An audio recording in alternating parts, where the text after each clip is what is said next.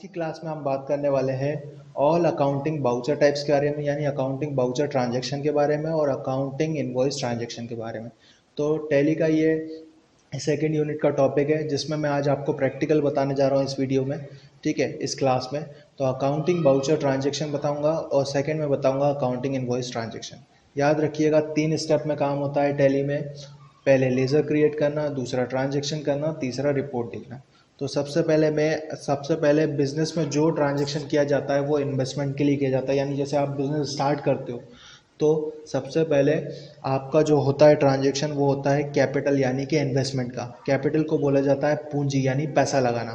तो सबसे पहले मैं क्या करने वाला हूँ, यहाँ पर एक लेज़र बनाने वाला हूँ। तो लेज़र बना लेता हूँ, अकाउंट्स इन्फो लेज़र क्रिएट। तो यहाँ पे मैं लिख दे रहा हूँ कंपनीज कैपिटल। ठीक है, तो यहाँ पे कंपनीज कैपिटल हो जाएगा। ठीक है, और उसका जो अंडर जाएगा वो जाएगा कैपिटल अकाउंट। ठीक है, यानी कि लेज़र बनाने के लिए दो ही चीज़ें आवश्यकता होती हैं। एक तो कंपनीज कैपिटल यानी उसका नाम आप कैपिटल भी रख सकते हो, बिजनेस कैपिटल भी रख सकते हो, बस उसका नाम जो ऐसा हो जिससे वो पहचान में आए। तो यहाँ पे मैं ले रहा हूँ कंपनीज कैपिटल और अंडर जाएगा कैपिटल अकाउंट। उसके बाद यहाँ पे आप कर लेंगे इसे एक्सेप्ट करने के बाद आपको करना क्या है, तो ये फर्स्ट स्टेप थी। मैंने फर्स्ट स्टेप कहाँ से पूरी करी, अकाउंट्स इन्फो लेज़र और क्रिएट। यहाँ पे मैं क्रिएट करने का, यदि आपको देखना है कि लेज़र बनी या नहीं बनी तो आप यहाँ पे चेक कर सकते हैं। तो यहाँ पे मैंने देखा तो कैपिटल नाम की लेज़र भी बनी हुई है और कंपनी कैपिटल नाम की लेज़र भी बनी हुई है। ठीक है, मैंने 2 लेज़र बना दिए। उसके बाद यहाँ पर आपकी दूसरी स्टेप रहेगी ट्रांजैक्शन, यानी अकाउंटिंग बाउचर में ट्रांजैक्शन करना। तो याद रखिएगा जो कैपिटल होती है, तो पहले मैं आपको बता देता हूँ, याद रखिएगा हमेशा जो कैपिटल होती है हमेशा रिसिप्ट होती है। पैसा हमेशा रिसिप्ट होगा यानी आएगा। आपको ये बताना है कि टैलीगो के कितना पैसा आप लगा रहे हो, तो कैपिटल की जो एंट्री है वो रिसिप्ट बाउचर में होगी। तो यहाँ पे मैं रिसिप्ट बाउचर ऑलरेडी खुला हुआ है। यदि आपके पास रिसिप्ट बाउचर ना हो, जैसे ये पेमेंट बाउचर हो, तो आपको करना क्या है, शॉर्टकट की लगानी है F6 रिसिप्ट बाउचर। यदि आपको शॉर्टकट की याद नहीं है तो कोई प्रॉब्लम नहीं है, यहाँ से भी आपको राइट साइड पैनल से भी आपको मिल जाएगा और यहाँ से भी आप क्लिक करके लगा सकते हैं। ठीक है, उसके बाद सबसे पहले यहाँ पर ये रहेगा डेबिट साइड और ये रहेगा क्रेडिट साइड। तो अकाउंट्स में आएगा कैश, क्योंकि यहाँ पर लिखेंगे हम कैश, तो कैश अकाउंट डेबिट हो जाएगा। क्योंकि हमेशा याद रखिएगा कैपिटल हमेशा कैश में लगती है, तो यहाँ पे मैंने कैश में कैपिटल लगाई। तो cash account debit to capital account. अब 2 लेज़र है मेरे पास, कंपनीज कैपिटल भी ले सकता हूँ, कैपिटल भी ले सकता हूँ। तो मैं यहाँ पर कंपनीज कैपिटल ले रहा हूँ। उसके बाद या फिर मैं कैपिटल ले लेता हूँ।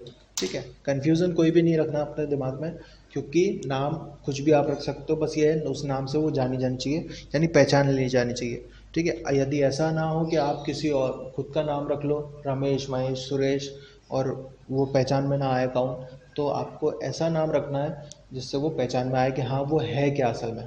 ठीक है, उसके बाद मैं यहाँ पे 2 लाख रुपए लगा दे रहा हूँ। तो यहाँ पे 2 लाख रुपए लगा दिए। अब मैं नरेशन की जगह यहाँ पे होती है, तो आप यहाँ पे नरेशन भी लिख सकते हैं। ठीक है, तो नरेशन लिखने के लिए जैसे बीइंग से चालू करते हैं। यह नरेशन ऑप्शनल होता है, ज़रूरी नहीं है, लेकिन मैं आपको लिख के दिखा देता हूँ। बीइंग बिजनेस स्टार्ट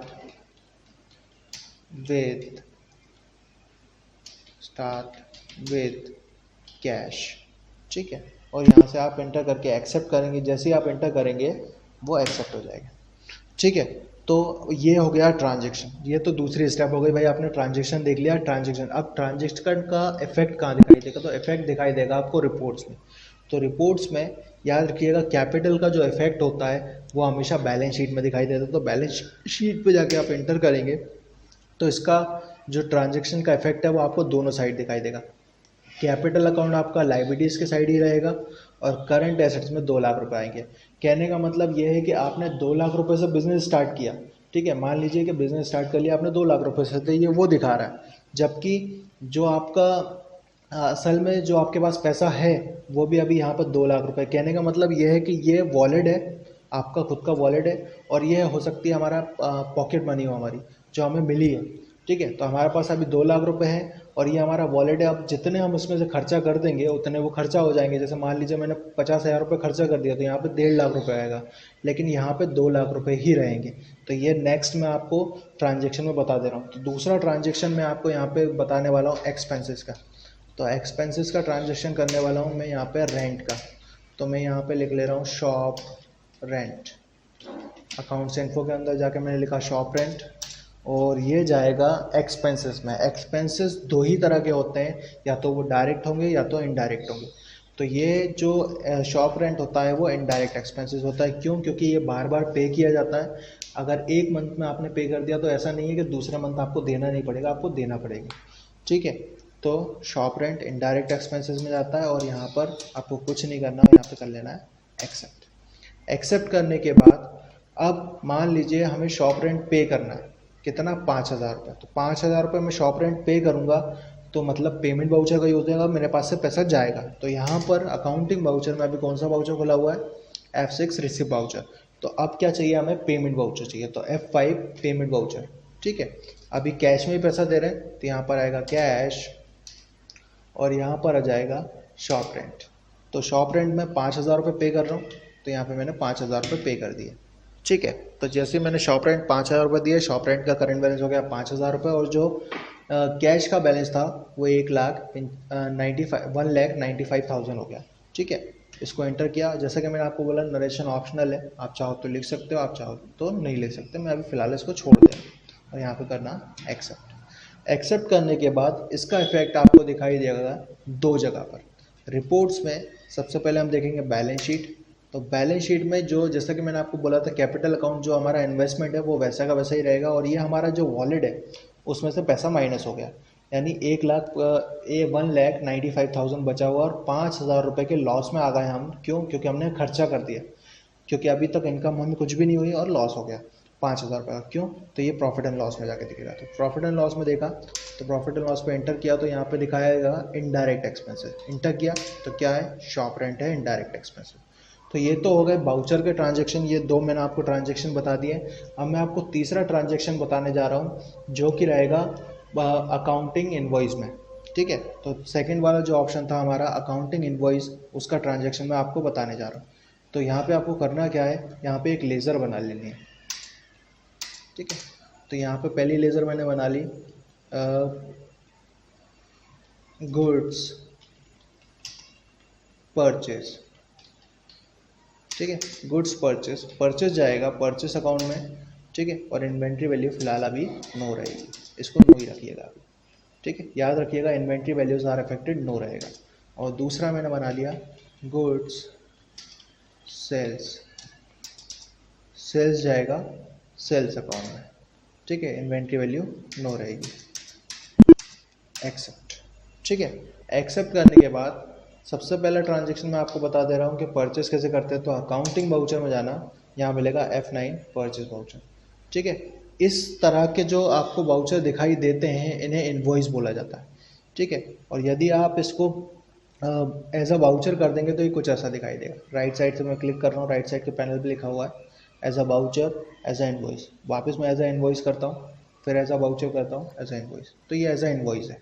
ठीक है, सबसे पहले यहाँ पे सप्लाई का इनवॉइस नंबर पूछा जाएगा, यानी बिल नंबर। तो ये 4 से 5 डिजिट का हो सकता है, और यहाँ पे फिर डेट आ जाएगी। पार्टी अकाउंट नेम में फ़िलहाल हम कैश लेंगे क्योंकि हम कैश में काम कर रहे हैं, लेकिन जब सप्लाई की डिटेल आएगी तब वहाँ पर उसका नाम लिखेंगे जिससे हम माल खरीद रहे हैं, यानी कि गुड्स परचेस कर रहे हैं, और उसका एड्रेस। तो एड्रेस आप लिख सकते हो shop number 45 new market Bhopal.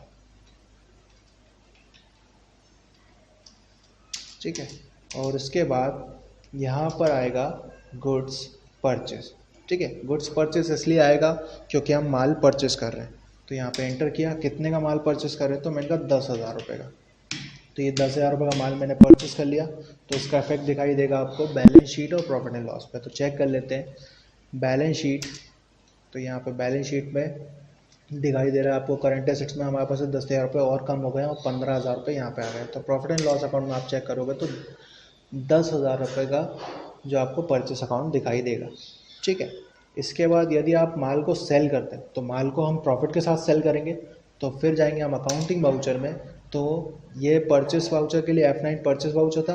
अब यहाँ पर हम प्रेस करेंगे F8 सेल्स वाउचर। तो यहाँ पर जो रेफरेंस नंबर होता है वो भी इनवॉइस नंबर होता है, ठीक है। और यहाँ पे कैश, अब पार्टी का जो भी नाम है तो यहाँ पे लिख लिया मैंने फॉर एग्जांपल मोहित ट्रेडर्स, ठीक है। और जो भी उसका एड्रेस, तो फिलहाल मैं इसको स्किप कर दे रहा हूँ। उसके बाद यहाँ पे आ जाएगा गुड सेल। तो 10,000 रुपये का माल खरीदा था, 12,000 रुपये में सेल कर दिया, ठीक है, यानी 2,000 रुपये का प्रॉफिट होगा। तो हम चेक करेंगे एक्सेप्ट, ठीक है। एक्सेप्ट करने के बाद बैलेंस शीट में चेक करेंगे तो 3,000 रुपये का लॉस हो गया हमें। 3,000 रुपये का लॉस इसलिए हो गया क्योंकि पहले जो लॉस 15,000 रुपये का था अब वो 3,000 रुपये रहेगा, क्योंकि हमने माल कितने का सेल कर दिया, 12,000 रुपये का। तो आप समझिए कैसे होगा। देखिए, तो यहाँ पे परचेस अकाउंट 10,000 रुपये, सेल्स अकाउंट 12,000 रुपये, ठीक है, और 5,000 रुपये इनडायरेक्ट एक्सपेंसेस, जिसमें से 5,000 रुपये में से माइनस करें हमने 2,000 रुपये का प्रॉफिट और 3,000 रुपये का लॉस बचा, ठीक है। तो ये कुछ ट्रांजेक्शन मैंने आपको बताए हैं। नेक्स्ट क्लास में मैं आपको इसके आगे बताऊँगा, ठीक है। तो